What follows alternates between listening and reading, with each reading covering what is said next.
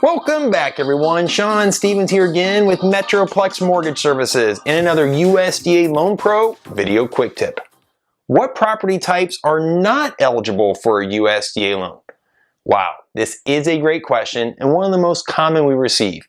And in today's video, I'll explain what properties are not eligible for a USDA loan and help focus your home search on properties that meet USDA eligibility requirements. And if you've not yet done so, feel free to download our newest USDA Blueprint for Success with the link below.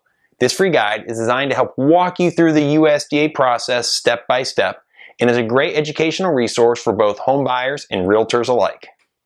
First off, USDA guidelines state that a qualified property must be predominantly residential in use, character, and design. Also, here are 3 additional requirements which can help towards determining a qualified property and site.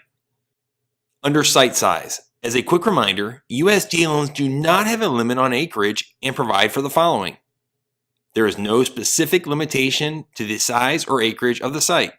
The appraiser must provide an explanation in the addendum of the appraisal to explain adjustments to comparable properties, how the subject compares to other properties in the area, etc.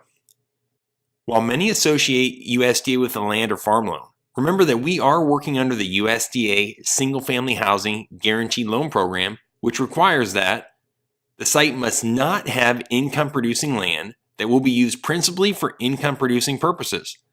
Vacant land or properties used primarily for agricultural, farming, or commercial enterprise are ineligible. Additionally, when concerned with the potential of income-producing buildings, USDA guidelines state the following. The property must not include buildings principally used for income-producing purposes. Barns, silos, commercial greenhouses, or livestock facilities used primarily for the production of agricultural, farming, or commercial enterprise are ineligible. However, barns, silos, livestock facilities, or greenhouses no longer in use for a commercial operation, which will be used for storage, do not render the property ineligible. It goes on to state, outbuildings such as storage sheds and non-commercial workshops are permitted if they are not used primarily for an income-producing agricultural, farming, or commercial enterprise. A minimal income-producing activity, such as maintaining a garden that generates a small amount of additional income, does not violate this requirement. In summary, while there are additional guidelines and requirements that we did not cover today, this will be a good starting point which covers many of the common questions that we receive. And if you do come across a unique property or situation, use my team as a resource for any general or specific questions you may have. As a USDA approved lender, we are known for our expertise on this unique program and how to maximize its full potential for our rural communities.